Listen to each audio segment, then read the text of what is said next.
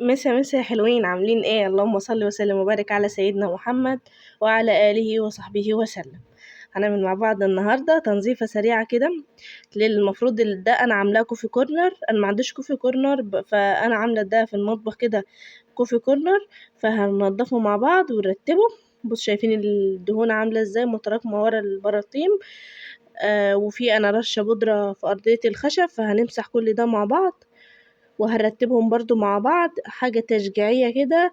احنا مش هنعمل اكل مع بعض النهاردة، ده ترتيب كده وتنظيف، حاجة حلوة مشجعة ان شاء الله. لما تشوف الفيديو ده لو عندك حاجة عايز تنعمل تقومي تعمليها. انا جبت الليفة على حبة صابون وبدأت ادعك من غير مية، ادعك الدهون بتاعته. بعد كده جبت القماشة، لان هنا ما اعرفش اكب مية عشان هغرق الدنيا، فبجيب القماشة وابتدي امسح.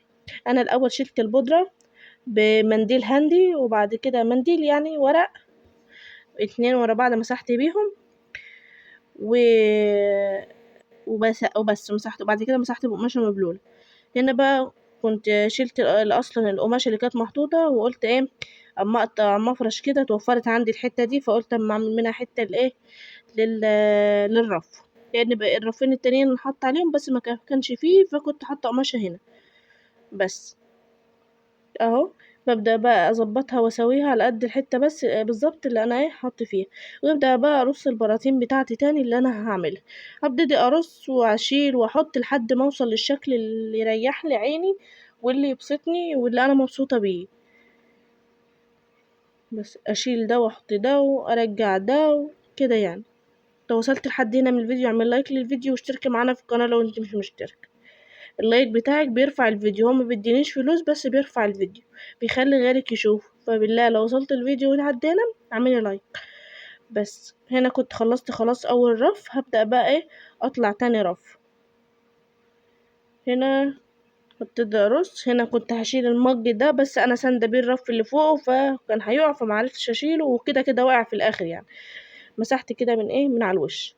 وبرده نفس ما عملت في الدهون التانية، جبت الليفة على حبة صابون وبدأت ادعك بيهم ال بتاعتي، الحيطة بتاعتي بس. وابتدي بقى ارص المعجات بتاعتي. الرف ده ما مش مكلف يا جماعة، زي الكوفي كورنر، حاجة بسيطة كده تديك ايحاء يعني وتديك شكل للمطبخ بتاعك.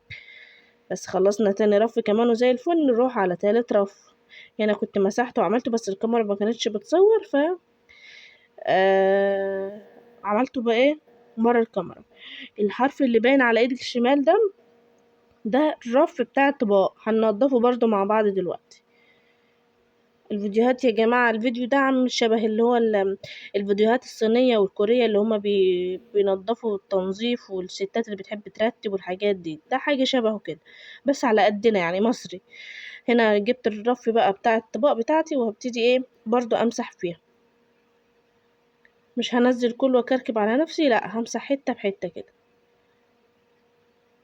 هنا هو الرف كان وقع خلاص فبعدل فيه.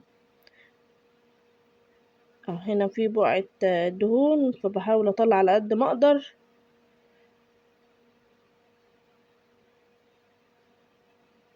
بس وابتدي بقى ارجع كل حاجة زي ما هي، ما ياخدش مني وقت خالص. حاجة سريعة بسيطة بتفرق في شكل المطبخ وبتفرق في نفسيتك انت والله العظيم. لما مطبخك يكون نظيف ومتروق، انت نفسك بتنفتح انك تعملي فيه كل حاجة. فوالله مش هتخسري حاجة، ولا بياخد منك وقت ولا بياخد منك اي حاجة. انا هنا كنت خلصت النص ده رجعته مكانه، فهبتدي انزل النص التاني. بس هرجع بقى كل حاجة زي ما كانت. اعمل لايك للفيديو، ولو وراكي حاجة قومي اعمليها تشجعي بيها قومي اعمليها. وما تنسيش تعملي لايك واشتركي معايا في القناة وفعلي الجرس عشان انا بعمل فيديوهات حلوة هتعجبك ان شاء الله بإذن الله. هنا برضو الرخامة غسلتها ومسحتها وروقتها برضو بجملة التنظيف يعني. بس مع السلامة.